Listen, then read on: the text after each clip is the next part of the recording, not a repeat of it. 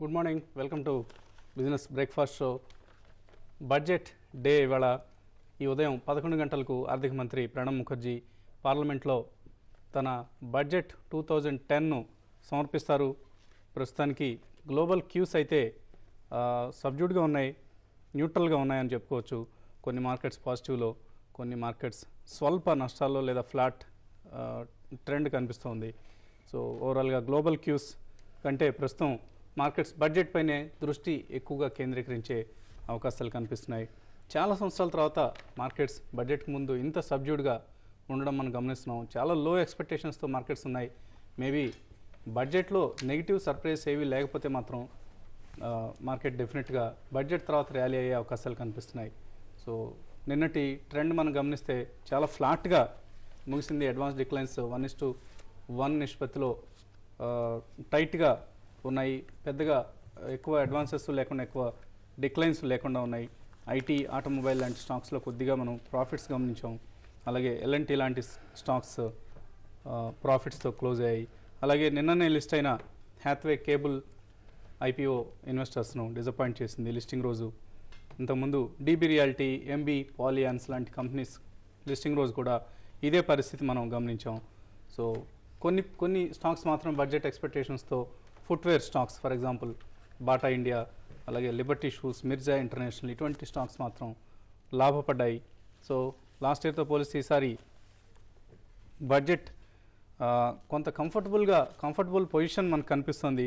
Last year చాలా recessionary trend ఉన్న నేపథ్యంలో జూలై నెలలో ప్రణబ్ ముఖర్జీ తన బడ్జెట్ని ప్రవేశపెట్టడం జరిగింది.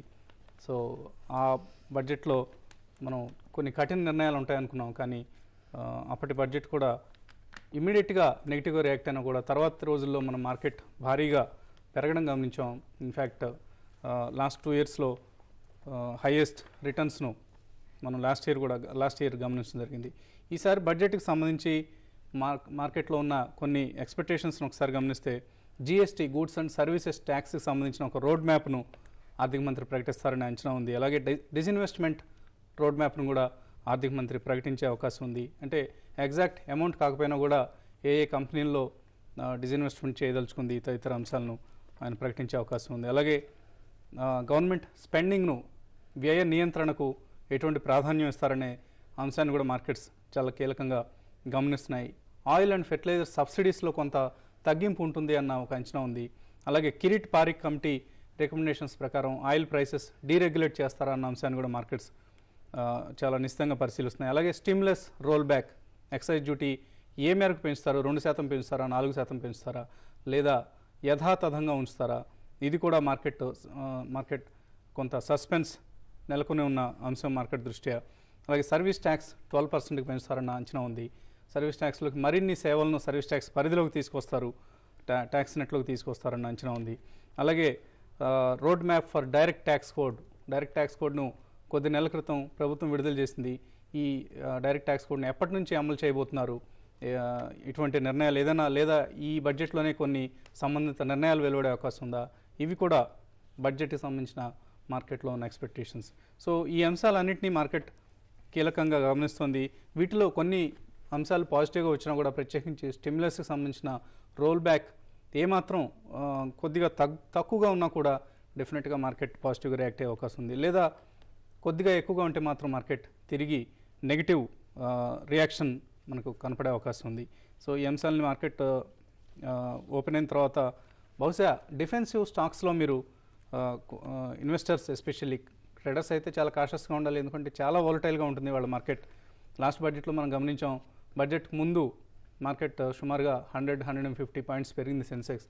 బట్ బడ్జెట్ అనౌన్స్ చేసిన తర్వాత డిసప్పాయింట్ కావడంతో సుమారుగా ఒక దశలో 1000 పాయింట్ల వరకు కూడా సెన్సెక్స్ నష్టపోయిన వైనం మనం లాస్ట్ టైం గమనించాం. సో ఈసారి కూడా వాలటైలిటీ చాలా ఎక్కువగా ఉంటుంది. సో ట్రేడర్స్ కాషస్గా ఉండాలి. బట్ ఇన్వెస్టర్స్ మాత్రం బడ్జెట్ నిర్ణయాలను కీలకంగా చాలా నిశితంగా గమనించండి. ఒకవేళ ట్యాక్సెస్ కనుక ఎక్కువగా ఉంటే ఆటోమొబైల్ స్టాక్స్, సిగరెట్స్, ఇటువంటి కంపెనీస్ను అవాయిడ్ చేయొచ్చు. అలాగే ఐటీ, ఫార్మా వంటి డిఫెన్సివ్ బెట్స్ మీద ఎక్కువగా దృష్టి సారించవచ్చు. అలాగే బడ్జెట్ డెసిషన్స్ కనుక అనుకూలంగా ఉంటే సిమెంట్, ఇన్ఫ్రాస్ట్రక్చర్ స్టాక్స్ లాంటి వాటిలో పొజిషన్స్ తీసుకోవచ్చు. Maybe agri chemicals, related stocks, food stocks కావచ్చు, అగ్రికెమికల్స్ కావచ్చు, ఫెర్టిలైజర్ స్టాక్స్ కావచ్చు, వీటిలో కూడా చాలా హైటెండ్ యాక్టివిటీ మనం గమనించే అవకాశం ఉంది, either positive side or negative side. ఇంకా మార్కెట్ అంచనాలు ఎలా ఉన్నాయి బడ్జెట్ మీద తదితర అంశాలు విశ్లేషించేందుకు అనలిస్ట్ కుటుంబరావు గారు, శేష్ గారు సిద్ధంగా ఉన్నారు. సో ఒక రేంజ్ బౌండ్ ట్రేడింగ్ను మనం కొద్ది కాలంగా గమనిస్తున్నాం. ఈ రేంజ్ బౌండ్ ట్రేడింగ్కి ఇవాళ బ్రేక్ పడే అవకాశం ఏదైనా కనిపిస్తుంది బడ్జెట్ తర్వాత? డెఫినెట్లీ అండి, ఇంత పెద్ద ఈవెంట్ బడ్జెట్ ఉన్నప్పుడు డెఫినెట్లీ ఈ రేంజ్లో నుంచి మార్కెట్స్ బ్రేక్అవుట్ తీసుకుంటాయని చెప్పేసి అనుకుంటున్నా. ఐదర్ వే అనమాట, it can be down side or up side కూడా. బట్ క్లియర్గా ఒకటి, నిన్న వచ్చిన ప్రీ ఎకనామిక్ సర్వేని బట్టి చూస్తూ ఉంటే ఇదివరకు ప్రీ ఎకనామిక్ సర్వేస్ కంటే ఈసారి కాస్త ప్రాగ్మాటిక్గా ఉండింది. ఎందుకంటే last time pre economic survey ఇచ్చినప్పుడు చాలా ఆశలు చూపించారనమాట. హైలీ లిబరలైజ్డ్ మెజర్స్ వస్తాయి, ఇటు మార్కెట్స్ ఓపెన్ అవుట్ అవుతాయి అని చెప్పేసి అంతా కూడా. అయితే చాలా డిసప్పాయింటింగ్గా ఇచ్చారు, ఎందుకంటే గవర్నమెంట్ బారోయింగ్ హై ఉండింది. అయితే అది అన్యూజువల్ సర్కమ్స్టాన్సెస్ అని మనం రియలైజ్ చేయాలి, ఎందుకంటే గ్లోబల్లీ రెసిషన్ ఉండింది కాబట్టి ఫైనాన్స్ మినిస్టర్ కన్స్ట్రెయింట్ తోటి ఆ రకమైన బడ్జెట్ ఇచ్చారు లాస్ట్ టైం. ఈసారి మాత్రం కొన్ని ఫెయిల్యూర్స్ అడ్మిట్ చేసుకోవడం కూడా ప్రీ ఎకనామిక్ సర్వేలో డెఫినెట్లీ చాలా పాజిటివ్ అనమాట. కాబట్టి in line with pre economic survey even 50% realise అయ్యేటట్టు బడ్జెట్ ఇస్తే మాత్రం డెఫినెట్లీ మార్కెట్స్ చాలా పాజిటివ్గా రియాక్ట్ అయ్యే స్కోప్ ఉంది. అయితే ఇందులో మనం మ్యాక్రో ఫ్యాక్టర్స్ కానీ ఇటు మైక్రో ఫ్యాక్టర్స్ కానీ పక్కన ఆలోచిస్తే కనుక మ్యాక్రోలో clearly inflation is the main enemy అన్నట్టు క్లియర్గా తెలిసిపోతుంది ఎకనామిక్ సర్వే నుంచి కానీ, ఇటు మిగతా గ్లోబల్లీ ఎకానమీస్ రియాక్ట్ అవుతున్న తీరు కానీ. అయితే ఇప్పుడు ఫుడ్ ఇన్ఫ్లేషనే కాకుండా నాన్ ఫుడ్ ఇన్ఫ్లేషన్ కూడా +1% రావడం చాలా హ్యూజ్ కన్సర్న్ అవుతుంది గవర్నమెంట్కి. కాబట్టి ఈ స్టిమ్యులస్ ప్యాకేజెస్ వలన హై లిక్విడిటీ పొజిషన్ ఏదైతే మార్కెట్లో ఉందో తగ్గించడానికి డెఫినెట్లీ నేను అనుకోవటం ఎక్సైజ్ డ్యూటీస్ ఇవన్నీ కూడా రాయితీలు ఏవైతే ఇచ్చారో ఇవన్నీ కూడా తిరిగి పెంచే స్కోప్ ఉంది. సర్వీస్ ట్యాక్స్ కూడా 10 to 12% అనుకున్నట్టే పెంచుతారు అనుకుంటున్నాం. మోర్ సర్వీసెస్ కూడా నెట్లోకి తీసుకురావచ్చు. ఓవరాల్గా ఫిజికల్ ప్రూడెన్స్ పైన కాన్సన్ట్రేట్ చేస్తా గ్రోత్ని సాక్రిఫైస్ చేయకుండా ఇస్తారు బడ్జెట్ అని చెప్పేసి అనుకుంటున్నాం. ఎందుకంటే 6.8% physical deficit is two high. And economic సర్వేలో కూడా ఇచ్చినట్టు డెట్ వర్సెస్ జీడిపి చూస్తే కనుక 68% రీచ్ అవ్వాలి టార్గెట్ బై 2014-15 అంటే మాత్రం చాలా అగ్రెసివ్ స్టెప్స్ గవర్నమెంట్ ఇప్పటి నుంచే తీసుకుంటే తప్పితే కానీ ఆ లెవెల్ రీచ్ కాం. ఒకటే ఇష్యూలో కాన్సన్ట్రేట్ చేస్తే గవర్నమెంట్ ఫిజికల్ ప్రూడెన్స్ వస్తుంది అని చెప్పేసి అనుకుంటున్నా. అది ట్యాక్స్ కంప్లైన్స్ అనమాట. ట్యాక్స్ కంప్లైన్స్ అంటే ట్యాక్స్ వర్సెస్ జీడిపి రేషియో ఇండియాది వన్ ఆఫ్ ది లోయెస్ట్ అనమాట. అంటే ప్యారలల్ ఎకానమీ, బ్లాక్ ఎకానమీ చాలా ఎక్కువ ఉంది. కాబట్టి బ్లాక్ ఎకానమీని కర్బ్ చేసి అటు ఆ నల్లధనాన్ని ఇటు రియల్ ఎకానమీలోకి తీసుకురావడానికి గవర్నమెంట్ ఏమైనా స్టెప్స్ తీసుకుంటుందా ఇందులో అని చెప్పేసి కూడా చూడాలన్నమాట.